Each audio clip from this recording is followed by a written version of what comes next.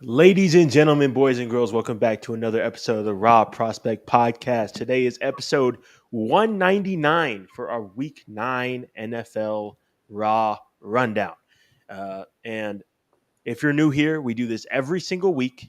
We go through about 5 to 6 games that we thought were interesting, go through them, recap them, give y'all our takeaways. And if you're new here, if you like what you see, leave a like on the video. Subscribe if you're new. Share it with your friends. And if you can't finish the entire podcast over here, we're also available on all audio platforms: Spotify, Apple, you name it. But joining me, as always, the Stat King himself, Mr. Michael Wayne. How you doing? What's up, everybody? Welcome back. One episode away from 200, and we've probably miscounted, but it is what it is. We're right around that number. Another week of Raw Rundown, which will start by Prospect of the Week. So, like it always does. If you're new here, we do Prospect of the Week, a segment to highlight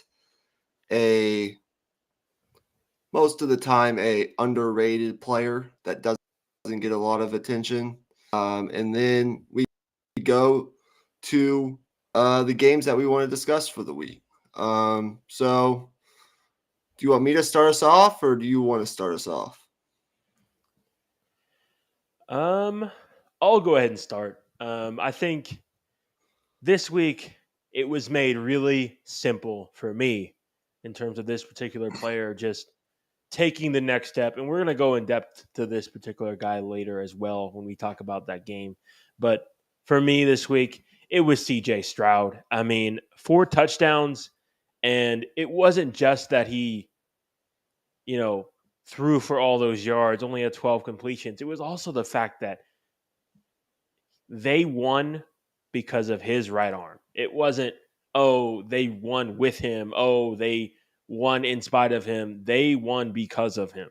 And that's where you enter a different level to me. I think this is one of those games that Texans fans are going to look back on in 5-6 years and be like, yeah, this is the one. This is where he arrived.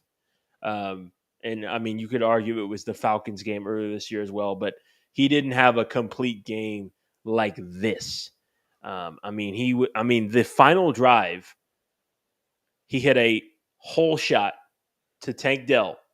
I think it was down the right sideline. Absolutely ridiculous throw. I mean, Tampa Bay was in cover 2, and we see it a lot with young quarterbacks. They don't look for that hole shot pass, or they don't have the arm to hit that hole shot pass. CJ Stroud saw it, identified it right away, and put it right on the money. I mean, I think that play right there shows all you really need to know about CJ Stroud. I mean, the dude is legit. And you could argue that he's a top 8 quarterback in football right now. We'll talk more about CJ Stroud later on in the episode when we get to that game. My prospect of the week was pretty simple. I'm giving it to Jalen Milroe, the quarterback of the Alabama Crimson Tide. He put on a clinic on Saturday night against LSU, and I get it. LSU's defense isn't good. I mean, it just isn't. But 15 out of 23 passing for 219 yards, no turnovers, ran for 155 on the ground with 4 rushing touchdowns, led Alabama to a 42-28 victory to take complete control of the SEC West in a huge game the whole country was watching. And if you look at it right now, could you guess the quarterback? If I were to tell you guys, which college quarterback has the best passer rating on third down in college football? It's Jalen Milroe. So people say he's not accurate. People say he's erratic. People say he's not very good. Look, some of those things might be true, but He's playing good football right now. Tommy Reese has done an excellent job, especially the past couple weeks, where their schedule has kind of heated up a little bit with Tennessee and LSU and Ole Miss and A&M. Each week, you see it progressively more. They're scheming this offense around Jalen Milroe's strengths. It took a couple weeks for it to get going, but now Alabama, with Jalen Milroe playing this way, I mean, they're steamrolling people, and I wouldn't want to play them these last couple weeks of the season. I think we're on a crash course to get to Atlanta and have Alabama and Georgia meet once again. And when we get there, it'll be interesting to see which team is playing better football, because I think Alabama, with their defense and this version of Jalen Milroe, can beat anybody. Oh yeah, I, 100%. this isn't a college football podcast that we're on right now, but I thought Jalen Milroe, even though he didn't throw any touchdowns on Saturday, he didn't have to. He did it all with his legs, and that's it was a very good performance in prime time in a huge game. If Alabama loses that game, they're done in terms of college football playoff conversations. So interesting game. We'll talk more about college football on Wednesday night when we do our 29th edition of Deep in the Heart of Longhorn Sports. But that's my prospect of the week. Let's move on to our games. Are we going to go in chronological order, or We can. are we going to? We can start with Titans Steelers. I think that's a good game to start with. Okay. Well, Um, let's hear your yeah. thoughts first, because I'm interested to know what you thought of this game. Well, I mean, the fourth quarter was as entertaining a football on Thursday night as you're going to get. I mean, Kenny Pickett, he found it. I mean, say what you want about first three quarters. It didn't look great outside of the opening drive, but I mean, Najee Harris was solid the whole night, and they kept plugging away at this thing, and they were right there in the fourth quarter, and Kenny Pickett made the plays when it mattered. That's really all there was to it. And to me, the sailing of throws, like he was consistently missing high, and to me that just says that maybe the rib injury is bothering him. That's probably my guess, because if you got injured ribs, it's going to be harder to follow through and really drive those throws.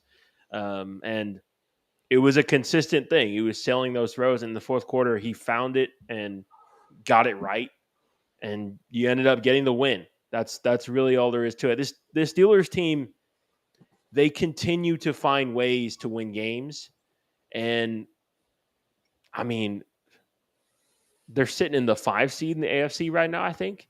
I mean, you can't really knock what they're doing right now. I mean, whatever pixie dust Mike Tomlin's got, it's legit. It's the secret stuff. Am I surprised? Well, am I surprised that they're 5-3, sitting in the 5 seed somehow? Yes and no. Yes, because when you watch this brand of football that they're playing, it's very easy to nitpick and even kind of rip this team apart for certain things, especially on the offensive side of the football. But at the same time, it's kind of like being in a rock fight. Like when you play the Steelers, you are in a rock fight, because that defense is going to keep the game close enough to where in the fourth quarter, the Steelers, like they've been doing so often the past couple of years, will find a way to win, whether that's force a key turnover on defense or get a couple sacks, make a play on defense. Let Kenny Pickett do what he's actually done well so far in the first 19-ish games of his career going back to last year, which is play well in the fourth quarter, especially when the Steelers are trailing in those one-possession games. That's why he has 6 or 7 game-winning drives already to point in his young career. I believe it's 6. A couple positives from Thursday night, just for me as a Steelers fan. Bear with me for a second. Number 1, opening drive touchdown. Love to see that. Now, one thing to point out, and I don't know if this made any difference whatsoever. It may have. We will see as the weeks go on. They moved Matt Canada down from the booth to the sidelines to have closer communication, not only with Kenny Pickett, which I think matters, but with the other position groups, the offensive line, the receivers, the running backs, whoever it may be. Matt Canada was on the sideline, and it also kind of gives you a different perspective, I think, being on the field, being able to see it, see the defenses up close, all that kind of stuff, kind of judge the flow of the game. We'll see if it makes a difference going forward, but it was nice to see the opening drive. I thought they were balanced. They came out with a plan. Kenny Pickett looked good on the opening drive. He was accurate for the most part. He did miss one throw, but he eventually got it back the very next play where he hit Johnson on like this outside post route near the sideline. It was an excellent throw. And then they pounded it at the goal line, which I love to see. They just gave it to Najee Harris and said, take us in. That's number 1, opening drive touchdown. Hasn't been a lot of that in Pittsburgh lately. Number 2 is the running game. What happened at the end of last year when the Steelers went 7-2 down the stretch and got themselves to 9-8 and somehow almost made the playoffs? They started running the ball. In this running game against Tennessee, it was good. It was pretty consistent the entire night. They were committed to it. I thought the offensive line played well. They moved Broderick Jones to right tackle. I think Chuksa Okorafor was dealing with something, or he got benched for the game because he said something to Mike Tomlin during the Jaguars game that, Coach Tomlin's a player's coach, but he doesn't play around. I think he played well at right tackle. It was good to see him get a full game of reps. I thought the offensive line was pretty good on Thursday night. And that running game was really good, especially Jaylen Warren. Najee, I thought, ran hard, but Jaylen Warren was excellent, making plays, breaking tackles at low center of gravity. He's just hard to get on the ground. It was great. Number 3, great to see Deontay Johnson for the second week in a row produce and ultimately be the best receiver on the field for Pittsburgh. He scored his first touchdown since 2021, which is great. So hopefully, the problem with Deontay Johnson is consistency, and he hasn't been available. So if he can continue to do this, take some attention away from George Pickens, that would be nice. And then the defense, for the most part, played pretty well. I thought Joey Porter Jr. once again played well, especially when matched up against DeAndre Hopkins. He had an excellent game. Although one thing he's not very good at is tackling on the perimeter. That's something he's going to have to improve upon. I thought for the most part, the back end did well considering that we're going to be missing Minkah Fitzpatrick for the next couple weeks. I thought Cam Hayward, of course, was helpful in the middle of that defense, especially in the run game. I know Henry got his, but I thought the run defense was better. It does hurt, though. Cole Holcomb goes down for the year on a nasty knee injury. I advise you don't watch that. Kind of hyperextended. He was running kind of cross field, and he got kind of cleated in the knee, and his knee went backwards. It was nasty injury. He's out for the year, but I thought Quan Alexander stepped up. And that's why you go get a guy like Quan Alexander to go along with Elandon Roberts late in the offseason in case those injuries happen. He made the game-sealing interception. On the other side of things, you have to give credit to Will Levis. Thought the Steelers kind of pressured him fairly consistently, and he made some throws under pressure. He made throws under duress. He moved the ball up and down the field for most of the game. That final drive was impressive up until the last couple plays. That Tennessee offensive line is banged up and not very good. And he was still able to extend plays, make some throws downfield. Um, I thought it was an overall really good showing for Will Levis in his first career road start in a hostile environment like Pittsburgh in a night game. I mean, that's not always easy to do. The Steelers got the win. It was a typical Steelers game. You had the ups, you had the downs, you had the good, you had the terrible. Uh, and ultimately, we sit here at 5-3. We have the Packers coming in on Sunday, a game that we should win, but we will see. And then the schedule picks back up a little bit with two divisional opponents, and the Browns and the Bengals. So we'll see what happens, but it would be nice to get to 6-3 on Sunday. So those are my thoughts from the Steelers game. It feels like that's kind of the story for most of every game this year, except for the games that they've lost, which actually haven't been particularly close. When they lose, they lose. When they win, it's a game up until the end. That's how I Yeah. describe the Steelers right now.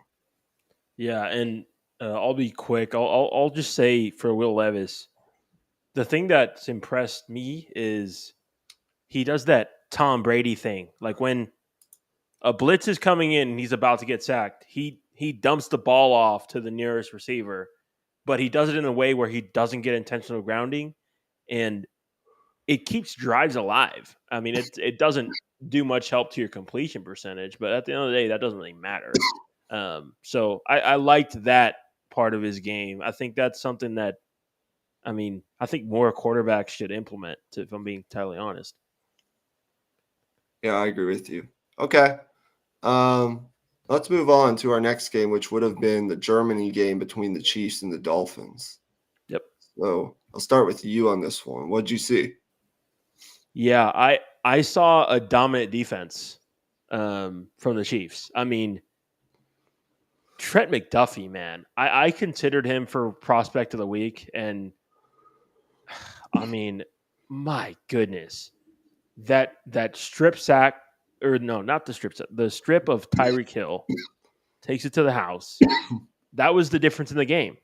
The offenses scored the same amount of points as each other, and the defense clearly won this game for the Chiefs. And the other thing is, this was a Steve Spagnuolo masterclass. I saw a little nugget before the game that Steve Spagnuolo actually coached in NFL Europe back in the day for the Frankfurt Galaxy, and clearly he had something in the tank for this game. I mean, one thing that I thought was really interesting was they seemed to really lean on blitzes coming from the left side to force Tua to his right because Tua seemed very reluctant to roll right. I'm not sure if that was something they saw on film or if, they figured, oh, maybe he's not comfortable rolling that way, but it worked a lot. Like they were sending blitzes that way, and Tua didn't want to run that direction. It was pretty strange in that regard. Um, I think for the Miami offense, we've talked about them being a sports car, but the reality of a sports car is you get like a grain of sand in the engine, and immediately the window of it being amazing goes away, and it's just broken down. And that's kind of how the Miami offense feels. Like once they run into some bumps in the road and kind of get pushed back against a little bit, they're not quite as explosive at that point. You get them into the 3rd and 10s, 3rd and 11s, make them drop back to pass. I think that's that's where you got to beat them, and the Chiefs did it perfectly. Um, I'll pass it over to you before I talk about Mahomes and all that. But um, my question for you is, from a Chiefs offense perspective, what did you see in that, particularly in that first half, that you thought was successful? Because I thought it was pretty impressive how they came out. It was impressive how they came out. Look, people are going to talk about this offense. Uh, Here's the thing. There's nothing wrong with Mahomes. I know he's had more turnovers than usual this year. Nothing wrong with Mahomes. I don't worry one bit about Patrick Yeah, Mahomes. no, Uh, I think there might be a problem at the wide receiver position. I think they do need some guys to step up and play with some consistency. I think they do miss the presence of a guy like Juju Smith-Schuster just a little bit, um, more than they probably expected. But all that being said, I think there are guys there that are capable. It's not that they don't have capable guys. I think, for example, Rashee Rice, I believe, can take over that lead wide receiver role eventually. I really like him as a player. He does drop a couple too many passes for my liking, but I think that's something that will work itself out over time. Uh, they did bring back McCole Hardman Jr. They're going to need him as well. I think some of the lack of consistency from those wide receivers make it a little easier for defenses to key in on a Travis Kelce. Um, you can make the argument they don't really have any real consistent threats outside of Kelce. But I think at the same time in that game, after the opening drive, I think we got to give the Dolphins credit a little bit defensively. I think Vic Fangio, with everything that I can say about the Dolphins, he's starting to get that unit into form, and they're starting to get healthy too. They're becoming a healthy defense. Uh, Offensively, they've been able to move the ball against good teams, but they've had trouble with penalties, turnovers, and red zone offense. Um, I think they need to find a way to be more consistent when they don't routinely get explosive plays like you were talking about. Um, but I thought that defense played really well. I mean, outside of that opening drive, the Chiefs scored 7 points offensively the rest of the game, I think. I believe so. So no, it's interesting. Of course, if you're the Dolphins, there's no shame in losing to these teams. I mean, you've lost to the Chiefs, the Bills, and the Eagles. Uh, it They're a talented team. I think there's a good chance that in a month they're playing better football than they are right now. Uh, they have a pretty favorable next month. They should win probably 4 or 5 of their next 6 games. If they play Miami Dolphins brand of football. When we're really going to find out about the Dolphins is later on in the year, later in December when they play the Cowboys, the Ravens, the Bills, and the Dolphins, uh, all within a stretch of like 5 or 6 weeks to end the season. I think that'll tell us who they really are. But one of the things I noticed is while the Chiefs have a really good defense, maybe you can even make the argument that defense is the best defense right now in the league. They're struggling on first and second downs is leading to long third down situations. And when you repeatedly put your quarterback in those situations, you struggle to sustain drives. And against these defenses that they've gone up against, the Eagles, the Chiefs, and the Bills, you see that translate to struggling on third down. 3 out of 12 on Sunday on third down is just not good enough against the Kansas City Chiefs. 4 for 11 against the Eagles, which actually isn't too terrible, but You'd like to be a little better, and then 3 for 10 against the Bills. They need to do better on the money downs, but part of being better on those downs is being better on first and second down against those good defenses. Yeah. Um, Their running game really struggled a yeah, lot. yeah, it did. Um, One thing I'll say about the Chiefs though is they haven't really opened up the playbook for Rashee Rice. It feels like they're using him as the screen guy and the gadget play guy. But I'm hoping after this bye week this week that they can really open things up for him and get him going down the field because he has that explosiveness to be able to do that and get open. It's just whether or not he can understand the playbook in time and what they want to do. Because Andy Reid offense, it's definitely a complicated system to learn, and maybe there's a lack of trust there between the coaches and him. That's what I wonder a little bit. But hopefully the bye week they can sort that out. I think, as you said, there's potential there to where if you move Rashee Rice outside, you maybe move Sky Moore to the slot. Maybe that's the recipe they need.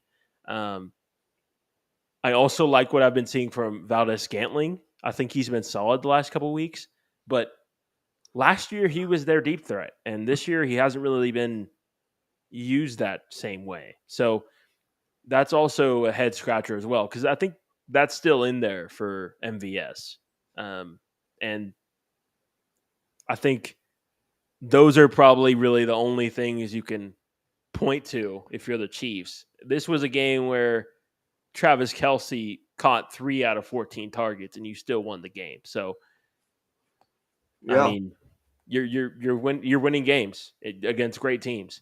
And Patrick Mahomes did a little bit of everything. He actually found 9 different receivers.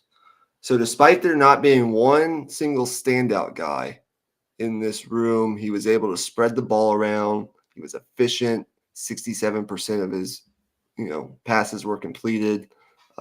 He went 20 for 30. Didn't light up the stat sheet, 185 yards, 2 touchdowns, but he did, you know, a good job of extending drives with his legs. He did a lot of that, especially in the second half on Sunday. So you have Patrick Mahomes, you have Andy Reid. You'll continue to figure this thing out as we go down the stretch. It's always great to get a win. You're beating good teams.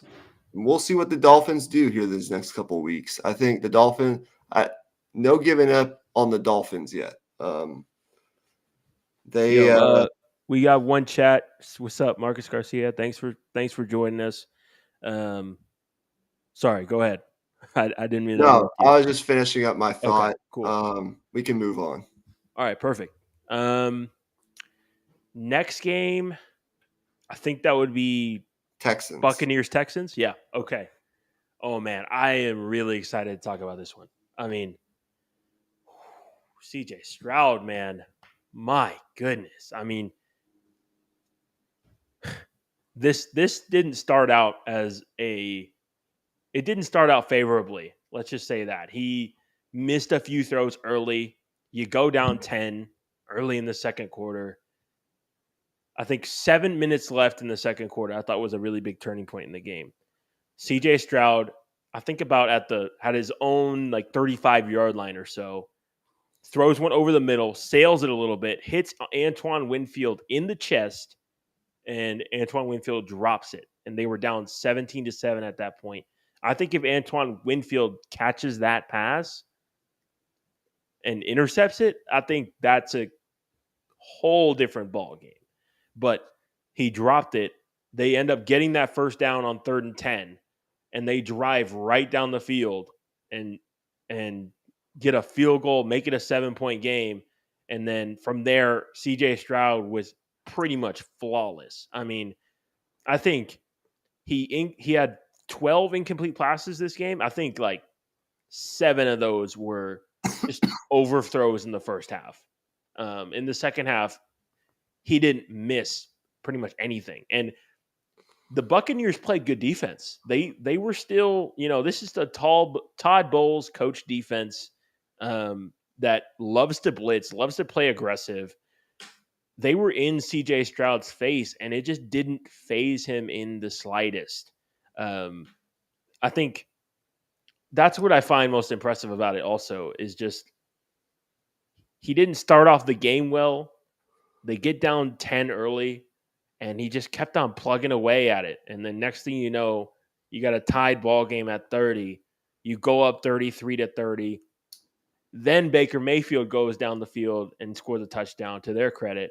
Um, Todd Bowles had that timeout to avoid a 10-second runoff when they were at the 15-yard line or so. And then they ended up scoring on the next play and leaving 46 seconds left on the clock for the Texans. And that's what did it. I don't hate the move from Todd Bowles there, actually, just because I think the thought process there was you don't typically score on the first try in the red zone, but on that situation, they ended up scoring on the very next play and leaving all that time on the clock. So it just didn't fall in your favor. Um, but it is what it is. I mean, what CJ Stroud did on that last drive with 46 seconds left, 2 timeouts. I mean, it's big time, man. No questions about it. Oh, and also, they went the entire second half without a kicker. So, yeah. Yeah, this was mega impressive. They're probably, I'd say, half the league right now wishes that at least half the league would trade their quarterback for CJ Stroud right now. Yep. Um, it's hard to say exactly how many teams would, but I think at least half the league would. Where he ranks right now in the league after, 8 or 9 career games, we can argue about that later. Yeah. But he's got a 14-1 touchdown to interception ratio as a rookie in his first, how many games had the Texans played? 8 or 9 games. I think the offensive coordinator, I believe it's Bobby Slowick, Yep. if I'm not mistaken. He's fantastic. This system is perfectly set up for him. CJ's a fast learner. That's one thing we've learned so far. He's a fast processor. He throws with really, really, I think, elite accuracy. We saw that on Sunday. Plays with poise. Exhibits a great feel for the game. He's got all the kinds of traits you want to see in a young quarterback, and he's supported by an offensive coordinator who runs a really nice system, perfectly designed to capitalize on his strengths, ease pressure on him. So I'm really impressed. He's far ahead in terms of football IQ at this stage in his career. He's extremely poised. He never seems to be flustered. I saw him play in person week 4, and look awesome in week 4 against that Steelers defense. Didn't, throw for as many yards or as many touchdowns, but he led that football team up and down the field. Those short passes over the middle to Malik Collins. I mean, he's getting Dalton Schultz involved. He gets everybody involved. I believe they were correct me if I'm wrong, were they without one of their running backs as well? Yeah, Dameon Pierce didn't play. Yeah, that's what I thought. Dameon Pierce wasn't there either. And they, all 5 – and going back to the accuracy point, his accuracy, I think, is elite. And all 5 of those touchdown passes had to be on the money. Yeah. And they were. Put him right on the money. He routinely hits his receivers in stride. And if his day, wasn't impressive enough already before the game-winning drive, well, he led them on a game-winning drive with 46 seconds remaining. He's elevating the guys around him. It's really easy to see. And the Texans have their coach and their franchise quarterback. And once you get that, you just continue to build. And it expedites the process I think, as much as anything else in sports. Once you get that franchise quarterback and the right coach, even though D'Amico Ryans is a defensive coach, he's hired the right guy on the offensive side of the ball, the right coordinator for this team. And they've dealt with offensive line injuries all season long. They probably still are. I mean, I don't know the inner and outer workings of their offensive line exactly, but that's a guy who CJ Stroud is one of those guys, he has to throw as a defense and he'll still pick you apart. He's that good. It's scary what he's doing halfway through his first year as a quarterback. Yeah. And It's now ridiculous. he's got the Texans at 500 through 8 games. So really, really impressed. Really, really impressed. Yeah. He's put the whole NFL on notice. That's what Oh, he's yeah. And last thing, I saw this little nugget on Twitter today. A video popped up on my feed of Josh McCown, the Panthers quarterbacks coach. He was doing a CJ Stroud film breakdown from his college tape. And this was before he became the quarterbacks coach in Carolina. And basically, he broke down CJ Stroud's film and closed the video by saying, "This dude is Joe Burrow." And he ended up getting hired by Carolina. And then Carolina went in a different direction, and we'll see how the careers play out. But and I don't think Bryce Young is going to be bad by any means. He's already shown signs of life here. But man, it's an interesting nugget there, and I'll let y'all take that for what you will. I'm not going to add anything to it. Yeah, and Stroud spread the ball around. He carved up Tampa Bay's defense. Dalton Schultz, 10 catches for 130 yards and a touchdown. Nico Collins, 3 catches, 54 yards and a touchdown. Tank Dell, 6 catches, 114 yards and 2 touchdowns. The young receiver out of the University of Houston. Yeah, even Noah Brown as well, former Cowboy. Yep, Noah Brown Big game. did a 75-yard touchdown pass to Noah Brown early in the third quarter. 30 of 42, 470 yards, 5 touchdowns, and a passer rating of 147.8. That's ridiculous. It's just. I think this is probably the best game I've seen from a rookie quarterback ever. Me personally, I don't think I've seen a better game from a rookie quarterback. But I would really have to think about it. It's really impressive, and we get to cover his career, which is the coolest part. So, and you live in Houston, so yeah, I've already seen him play in person, and who knows? Before the end of this year, I might see him play again. I might have to, just because I love football and I live here, and it's easy to go to a game. This NRG is probably 10 or 15 minutes from here, so yeah, we'll see what happens. Let's talk about the Dallas Cowboys and the Philadelphia Eagles. I'll let you start. Get your feelings out. Whatever you have to say it.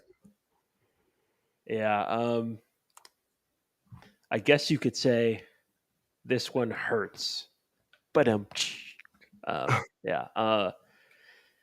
I mean, it was a great game. We were right there, man. It was a lot of, I think it was 2 field goals in the second half is what we ended up with. A lot of chances to score, and all we needed was that one score, and it would have completely changed the game. And obviously that 2-point conversion that Dak had where he stepped out really hurt as well. But man, I just can't help but be overwhelmingly positive about it, which is not the angle that most Cowboys fans are going to take. Dak was fantastic in this game. CeeDee Lamb was great in this game. And man, I just can't help but think um, you play them 10 times. I think each team is taking 5. Like like I don't feel horrible about this loss. I think if anything, the defense played well. They held their own. And the offense was good, but just couldn't get over the hump on those last few drives where they needed that touchdown.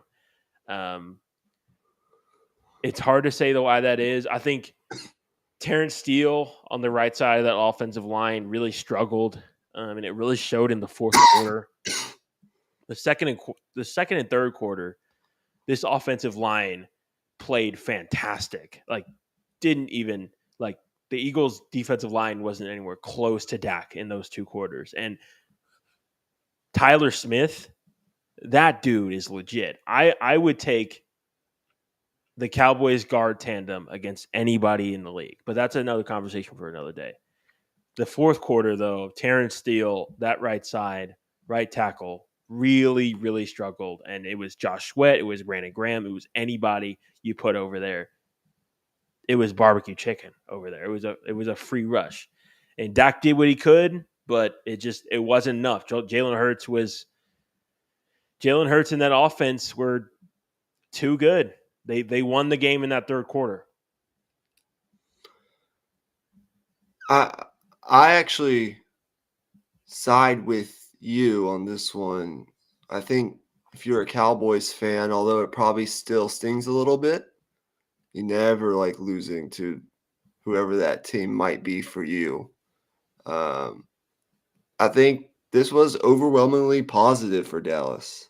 Um, it these matchups, they're going to meet again in about a month, a little less than that actually. Uh, as long as there's no significant injuries on either side, knock on wood, uh, I think these games are going to be close. I don't see a huge gap, honestly, in the two teams. Maybe there is, I think the Eagles have an excellent roster. I think the Cowboys do as well. Um, they're going to meet again December 10th in Dallas. And my main takeaway from this game is I think Dallas beats Philly in Dallas in a little over a month. Uh, if they keep playing this way in the passing game, I think Dak's been excellent the last month. And you see CeeDee Lamb, his presence is felt. And Jake Ferguson, their young tight end, I think is developing into a really nice number 2 or number 3 option in that offense. Y'all have, I think, replaced Dalton Schultz with a really nice young player there. I thought, I don't know how much we actually learned, in this game. It was kind of just the Eagles were great in the third quarter offensively. One of the throws that Jalen Hurts made down the left sideline to Devontae Smith in the end zone, kind of on his outside shoulder, perfectly thrown ball. I mean, there's just nothing and it wasn't like it was terrible coverage, but Yeah, it there's was just perfect coverage. Yeah. yeah, I mean, the guy was right there, but it's just, I mean, sometimes it's a Can't perfectly depend on thrown it. football and you can't do anything about it. If he doesn't make that throw, we could be talking about a totally different scenario, right? Yeah. So you got to give credit where credit is due. He made an excellent throw. Um, the Eagles, I think, kind of hurt themselves a little bit um, later on in the game, but they did convert all 3 of their red zone opportunities. Uh, um, their defense stepped up in crucial moments, including the sack of Dak. I think it was on second or third down in the final minute. And they won this game, but the Cowboys were right there. They were right there. Yeah. They could have won the game. A couple mistakes hurt them a little bit. I'm really, coming out of this game, I'm just as excited to see the rematch because I think we'll learn a little bit more about both teams when they play the next time. What looks different. I think Dallas can get them in that game. I think they will. Yeah, a couple things from the Philly perspective.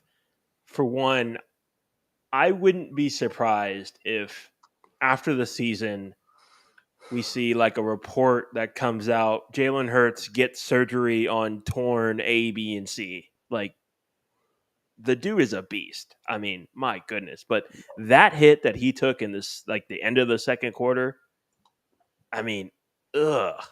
I mean, his knee like caved. Like he got hit in the side of the knee. It was like a brutal hit. And he just walked it off, man. Um, I mean, the dude is just I want to know how that guy takes care of his body. yeah, What does he do during the week to get ready for the next game? Because some of the shots that he takes in yeah, these games would knock any mere mortal out for at least a couple weeks yeah, by the looks of it. Um, he's just a tough son of a gun. yeah, man. And he fits Philadelphia so perfectly. It's It's ridiculous. Like I have always been a fan of Jalen Hurts, man. It sucks that he's in Philly, but I will never forget um, when Charlie Strong was a coach at Texas. They were looking for their quarterback, and my dad called me into his room like, "Yo, you gotta watch this," and it was tape of Jalen Hurts in high school slinging it all over the field, and then of course Texas ended up going with Shane Buechele, and the rest is history. But man, I mean, Jalen Hurts, round of applause, man. That was a masterclass. And then number two, the Eagles might have a coverage problem. I think they They do. were terrified of going into man coverage. They played this soft shell zone for most of the game, and pretty much every time they went into man coverage, they got beat every time. So that's really, really concerning if you're an Eagles fan because James Bradbury, Darius Slay, I mean, all respect to them. They've been really good for a long time, but it it looks like they're over the hill a little bit. And that's a big problem for the Eagles. Yeah, the secondary isn't good right now. And maybe if you're an Eagles fan, you hope that they get better as Kevin Byard, their trade deadline acquisition, gets acclimated in this defense. But they give up so many big plays, which is a little worrisome and a little alarming for a team that has Super Bowl aspirations. We know their offense is really good. We know their roster is really good. But the secondary, it just isn't playing up to the level that I think you would expect, Yeah. especially with some of the personnel that they have. So that's something to keep an eye on right now. But you're 8-1, and they're just finding different ways to win games. It hasn't been the prettiest at all times, but they just continue to win. And I feel the same way about Joe Burrow that you do about Jalen Hurts. Like, it sucks that Jalen Hurts is in Philly. Sucks that he's on the Eagles, but you support that guy. Like, Yeah. he's Yeah. so easy to root for. And same Yeah. thing for me. Like, it sucks that Joe Burrow is playing for the Cincinnati Bengals and he's going to be there for a long, long time. And I don't like the Bengals, but I like Joe Burrow. Yeah. So, All right. That's it for that game. Let's move on to the nightcapper, I think, right? Or this is am I gonna, missing one? yeah, no, this is our last game, and it's gonna feel a little weird because we did live stream this one. So, where do we Yeah, start? This was a little. yeah. I'll let you start this one. I mean, really, what it came down to is the Bengals had a simplified game plan from play one to the final play on offense, and it worked. It was run the ball, short throws, run the ball, short throws, those short throws to the flat, those comeback routes. They did take a couple shots downfield. They got their tight ends involved. I mean, we saw Hudson get involved. We saw Irv Smith. Um, we saw them throw down the seam a little bit. They were staying on schedule. The Bills' pass rush wasn't much of a factor all night. Burrow was pretty much perfect the entire night. He didn't put the ball in harm's way a whole lot, not that I can remember. And this Bengals offense did enough. They scored a touchdown. What was it to make it 28? I can't even remember. But they came out hot. They stayed hot. It was great to see these other guys get involved for Cincinnati, especially T. Higgins. This was the T. Higgins game, as we were talking about last night. And their defense was really, really good once again. In a big game in front of a national audience, their defense got the job done. Trey Hendrickson got pressure. They were generating pressure from the interior with DJ Reader. Um, they played disciplined football. Jermaine Pratt made some plays. They just played a really well-rounded game.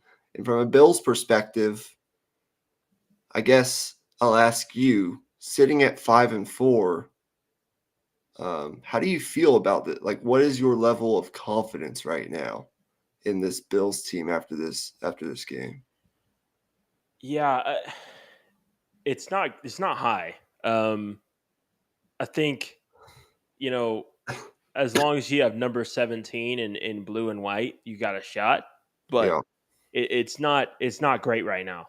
Um, for whatever reason, this team struggles to put up points, and I can't really put my finger on why.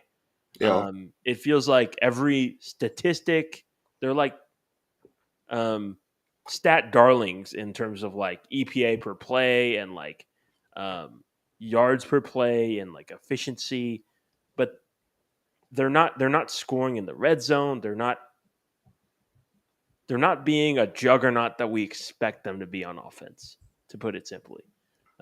Even with the emergence of Dalton Kincaid, it felt like they were they were moving, but they were running through mud all night. Like they just every yard that they got was hard, yeah. and that's credit to the Bengals defense as well. But that's how it's going to be in the playoffs. So Mhm. unless things really change and they get this run game going somehow, I don't know. I don't know how to feel about this Bills team. It just doesn't look good right now. I think the first drive was, I think it was 8 plays, it's right down the field. They scored a touchdown, but it was 8 plays and 8 passes. And to be fair, like one or two of those were RPOs, but they got to get the run game going. They really do. And when you're coming out to start a game and the script is saying, "Oh, we're just gonna throw the living shit out of the football," that doesn't make me feel good. Like this has been 3 years running of no running game, and we're still doing this. So yeah, I mean, there's not much more you can say than that. Like they got to get the running game going somehow. Yeah, they do. It's been a problem in Buffalo that they still really haven't fixed yet. Um, it's you can't feel good right now. You're the 9 seed, wouldn't even make the playoffs right now in the AFC, and your schedule isn't easy. Like you play the Jets, you play the Broncos the next couple of weeks. But all of a sudden, the Jets are a team that just beat you like 2 months ago. Did the Jets win tonight, by the way? Sorry. Go ahead. They could very well beat you again. I mean, that defense is capable of beating up on any offense, and even though that game's in Buffalo, and Buffalo's been pretty good coming off losses, which is how they've kind of stayed above 500 so far this year. It's not going to be an easy chalk it up as a W game against that Jets team. That's really well coached by Robert Saleh. And then you got to go on the road to Mile High and play a Broncos team that all of a sudden may have found something. And then after that, you got to go play Philly. And then after the bye week, you got to play Dallas and Kansas City. Like this, I don't think it will turn this way. I think the Bills will find a way to win some of these games, but it could very easily get away from you a little bit if you're Buffalo, if things don't improve a little bit offensively. But last night, it was really, I mean, you kind of have to ask yourself, was it more Buffalo or was it more Cincinnati? I tend to think it was just really, really good Cincinnati at home, ready Yeah. to play from the Yeah. get-go. Offensive line was really, really good all night. The running game, picking up pressures from that Bills defense, not really letting them get to Burrow all that much. I think Burrow looks healthy. He's doing Joe Burrow things outside of the pocket, making plays. And if they get T. Higgins and Tyler Boyd and these tight ends involved, they are a force to be reckoned with in the AFC. Yeah. The problem for Cincinnati is you have Baltimore in your division, and you have Cleveland in your division, and you have Pittsburgh in your division. Those are always hard, tough, close, fought out games, and you kind of have Usually to. injury riddled games as well. Yeah, and later in the year, you're kind of working through injuries, and those teams are. I mean, the problem is you're not going to get any easy games because all these teams in the AFC North are not going to be out of the playoff race. Yeah. So Yeah. you're not going to get a team, resting its stars later in the year. I mean, we could get to the end of the year and have like Baltimore and Cincinnati for the division. Who knows? I mean, who knows what's going to happen? I think the AFC North right now is kind of like in a little world of its own in the NFL because all those teams right now would make the playoffs somehow, and they're all winning, but all in very different ways. So it's an interesting conversation, but I tend to think last night, although Buffalo does have its issues right now, that was just a game from Cincinnati. Yeah. Yeah, I think it was more Cincinnati as well.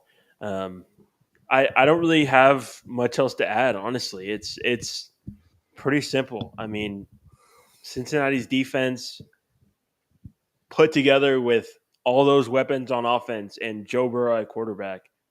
This team is built for the playoffs, man. And my gosh, I mean, they don't blink. It's like they don't even they get a penalty on first down. It's second and 20 or whatever. They don't even miss a beat. Like it doesn't even phase them in the slightest. Yeah. Okay, well, we're creeping up in an hour here. Thank you to everyone who has tuned in. Thank you to Marcus for your chats. That's very nice of you to engage in the chat. The last thing I wanted to mention is give credit to Joshua Dobbs yesterday for Oh yeah. getting the Vikings to 5-4 all of a sudden. What were they? They were 2-4, I mean, I don't even remember. Did not get off to a I good think they start. were they may have been 0-3. I don't even remember. Yeah, I think they were, whatever it wasn't good. And Yeah. Kirk Cousins goes down. Then Jaron Hall, the rookie, goes down, and Josh Dobbs is forced into action after really having no practice at all after being acquired at the deadline, and struggled with ball security a little bit, but did what he had to do. Give him credit. Really smart guy. Always liked Josh Dobbs. He was drafted by the Steelers. He's been around to now, I think this is his fifth team. Played well early in the season for Arizona, and got the win yesterday. A big win over an NFC competitor in the Atlanta Falcons, trying to Yeah. fight for playoff positioning in their own right. And then secondly, the big news of the past 24, 48 hours is that Kyler Murray is expected to return this week. So, Sir, I've had him on my fantasy roster since like week 4, so hopefully it turns out. that should be interesting. Okay, well, you have anything else? um, Shout out to Tare Agumbawale, brother of Arike Agumbawale, who is a bucket, if you didn't know, over in the WNBA. Um, but yeah, he stepped in at kicker for the Texans, made a go-ahead field goal, which wasn't the game winner technically, but it was definitely a key moment in the game because they get stopped on third down in the red zone, and I guess everybody just figured they were going to go for it. They go out with the kicker, and he just drilled it. So credit to him. Absolutely. Okay, well, lots of really good content coming for you guys on the Raw Prospect Podcast channel. 2 episodes on Wednesday. Emmy and I have some planning to do once Yep. we get off this episode. Lots of talking on how we can change things up, make things better for you guys. Thank you guys for tuning in to the 9th week of the Raw Rundown. We'll be back next week for Raw Rundown and bi-weekly Power Rankings. Yeah, really fun episode. I thought this one went really, really smoothly. It's a fun week of football, and we got another really good week of football coming up. So thank you, Marcus, for tuning in. And we will see you on Wednesday. Just like LSU's chances of winning on opening night, defending their 2023 national championship crown in women's college basketball as the number 1 team in the country. They did lose to Colorado tonight. Ooh, We are gone. Peace out. kind of a deep cut. I like it. Peace out, y'all.